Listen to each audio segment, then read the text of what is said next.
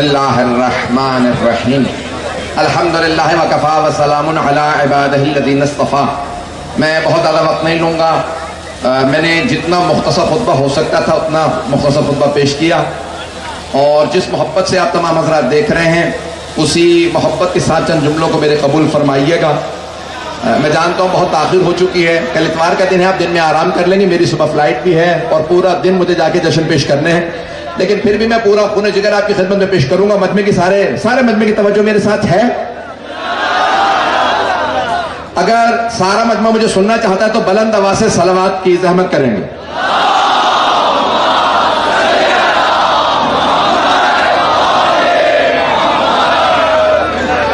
آج جناب امیر کے اس فرمان سے شروع کرتا ہوں بات کو کہ جناب مالک اشرف مولا نے فرمایا کہ اے مالک، جتنے بھی لوگ الناس اما اخ لک فی الدین اور نظیر لک فی المثل، اے مالک جتنے بھی انسانوں سے آپ ملیں گے یا وہ آپ کے دین میں بھائی ہیں یا انسانیت میں آپ جیسے ہیں۔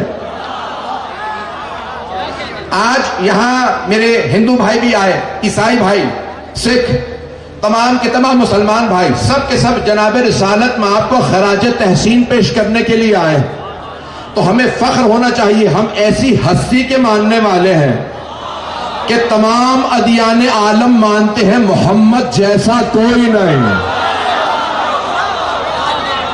دنیا میں رسول خدا جیسا کوئی نہیں ہے، تو ہمیں اس بات پہ ناز ہے کہ ہمارے حبیب جیسا کوئی نہیں۔ توجہ ہو مجمع کی، ہمارے حبیب جیسا کوئی نہیں۔ خبردار کوئی امتی یہ نہ کہے محمد ہم جیسے ہیں۔ عزیزان گرامی، رسول اسلام رسول رحمت ہیں۔ جناب امیر نے پوری نہج البلاغہ میں سرور کائنات سے متعلق بہت کچھ کہا۔ میں آپ کی خدمت میں قرآن کی چند آیات کی تلاوت کرنا چاہتا ہوں۔ سورہ اعراف 7واں سورہ ہے، آیت نمبر 157 ہے۔ الذین یتبعون الرسول النبی الامی الذی یجدونہ مکتوبا عندہم فی التوراۃ والانجیل۔ تو اللہ قرآن میں کہہ رہا ہے کہ اللہ نے توریت، زبور، انجیل تمام کتابوں میں اپنے حبیب کا تذکرہ کیا۔ رسول اسلام کا تذکرہ گزشتہ کتابوں میں آتا رہا۔ اگر سب میری طرف دیکھتے رہیں گے تو میں پیش کر رہا ہوں کہ رسول اسلام کا تذکرہ آیا تمام گزشتہ کتابوں میں۔ اللہ نے تمام انبیاء کو بتایا کہ آخری نبی آنے والے ہیں، سارے انبیاء بھیجے گئے کہ آخری نبی کی تیاریاں کی جائیں۔ جناب آدم نے اپنی نسل کو بتایا کہ ایک آخری نبی آئیں گے، جناب نوح نے بتایا ایک آخری نبی آئیں گے، جناب ابراہیم علیہ السلام نے بتایا کہ آخری نبی آئیں گے، جناب موسیٰ نے اپنے تمام کے تمام ماننے والوں کو بتایا، توریت نے بتایا کہ آخری نبی آئیں گے، جناب داؤد نے بتایا کہ آخری نبی آئیں گے، جناب عیسیٰ علیہ السلام نے اپنے تمام کے تمام ماننے والوں کو بتایا کہ ایک آخری نبی آئیں گے۔ عزیزان گرامی، سارے انبیاء خبریں دیتے رہے کہ ایک آخری نبی آئیں گے۔ جب وہ آخری نبی آئے تو جناب آمنہ نے اپنی آغوش سے جناب عبد المطلب کے ہاتھوں میں آخری نبی کو دیا، آخری نبی کو دیا۔ میں عزیزان گرامی جتنے بھی طاقت پیش کر سکتا ہوں میں طاقت اپنی لڑاؤں گا۔ جناب آمنہ نے اپنی آغوش سے جناب عبد المطلب کے ہاتھوں میں دیا، جناب عبد المطلب نے ہاتھوں پہ لیا، اور تمام کے تمام مکے والے جمع ہو گئے۔ آپ نے اپنے سر سے زیادہ بلند کر کے کہا سمیتہ محمد، میں نے اپنے اس پوتے کا نام محمد رکھا ہے۔ پوچھا کہ بھئی آپ نے محمد نام کیوں رکھا؟ کہ جتنی تعریف میرے اس پوتے کی ہوگی کسی کی نہیں ہوگی، جتنا نام اس کا ہوگا کسی کا نہیں ہوگا۔ آج دنیا میں سب سے زیادہ جو نام رکھا جاتا ہے وہ محمد ہے، رسول خدا کا نام سب سے زیادہ رکھا جاتا ہے۔ یہ اور بات ہے کہ ان کے نواسے حسین کا نام ان کے نام کے ساتھ سب سے زیادہ آتا ہے۔ میں جملے پیش کر رہا ہوں، سارا اپنا خون جگر دے رہا ہوں، یقین مانیے بالکل طاقت نہیں ہے۔ 2.25 مہینے مجالس پڑھتا رہا ہوں، آج بار بار رسول خدا کے بھائی علی مرتضیٰ سے مدد مانگ رہا تھا، مولا اتنی طاقت دے آپ کے بھائی رسول خدا کا ویسا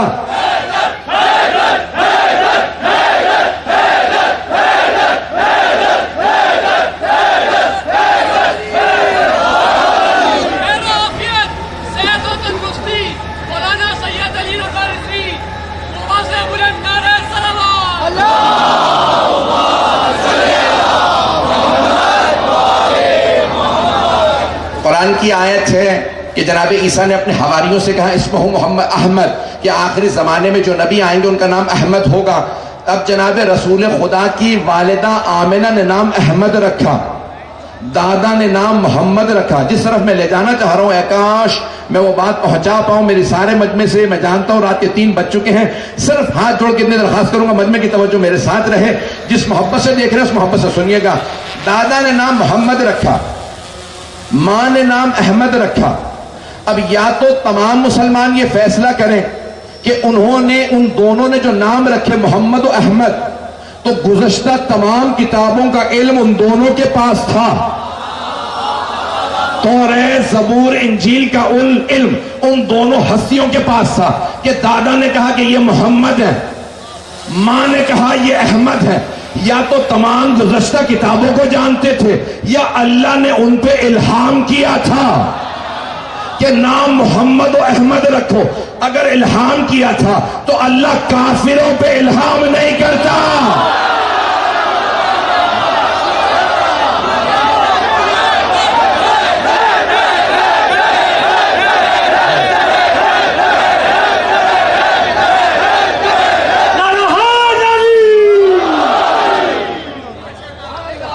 بس میں توجہ میں ساتھ رکھیے گا. یا وہ تمام گزشتہ کتابوں کو جانتے تھے جناب عبد المطلب، جناب آمنہ، کہ انہوں نے نام محمد اور احمد رکھے، یا ان پہ اللہ کی طرف سے الہام ہو رہا تھا کہ نام محمد رکھو یا احمد رکھو. الہام کافر پہ نہیں ہوتا، اور جو ساری کتابوں کو جانتا ہو وہ جاہل نہیں ہوتا.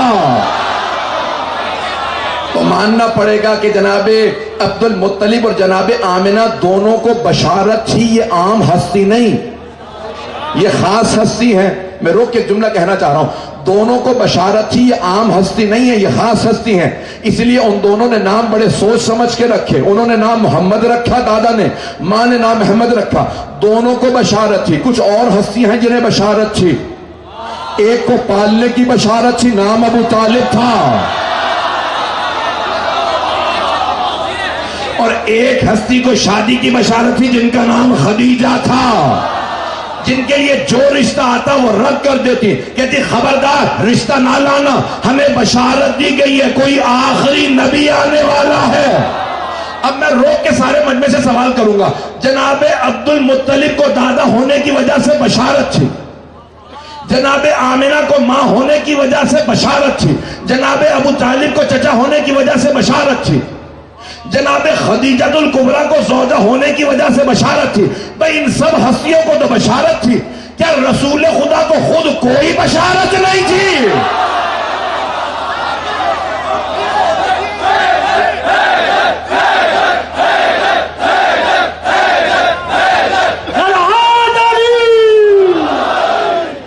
یہ دینیات کی کتابوں کی تصحیح کر لی جائے. یہ تیسری کتاب میں کہ ورقہ بن نوفل رسول خدا کو بتایا کہ آپ آخری نبی ہیں. کیسے ممکن ہے کہ مدینۃ العلم کو ورقے بتائیں کہ آپ نبی ہیں؟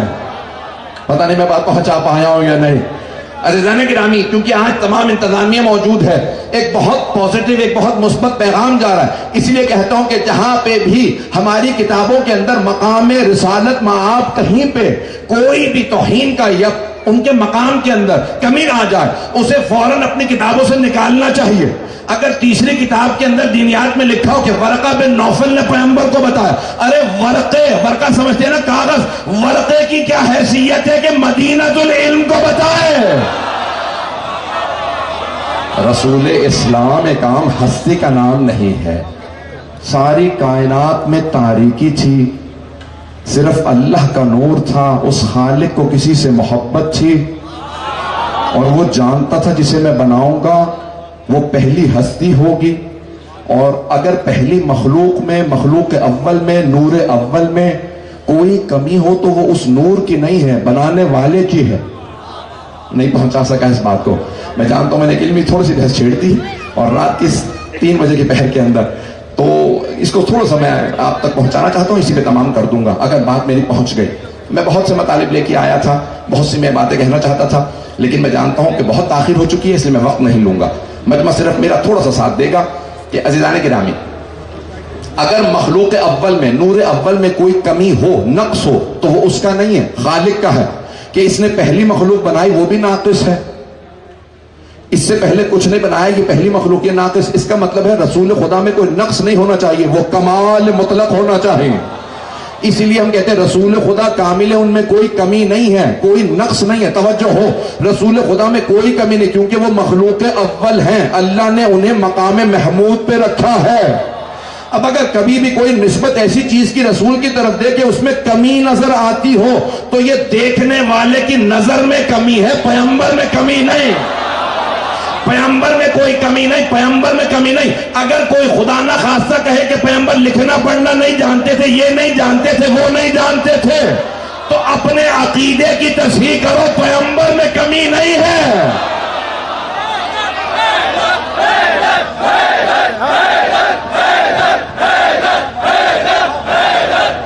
بات پہنچ رہی ہے ذرا گرام. جو کمال مطلق ہے وہ رسول خدا ہے، اور اللہ نے ایک نور خلق کیا.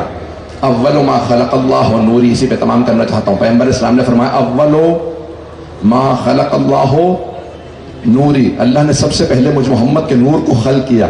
جب خود رسول خدا فرما رہے ہیں کہ اللہ نے مجھ محمد کے نور کو خلق کیا، تو بحثیں ختم ہو گئی نا کہ وہ نوری تھے. یہ خاکی کی بحثوں کو کرنا ہی نہیں چاہیے.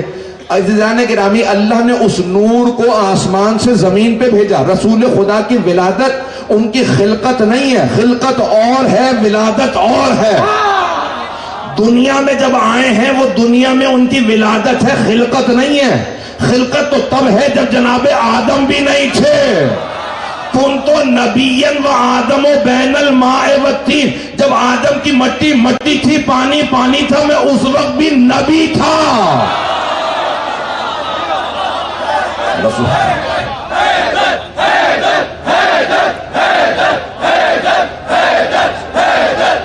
بس بھائی میں آپ کے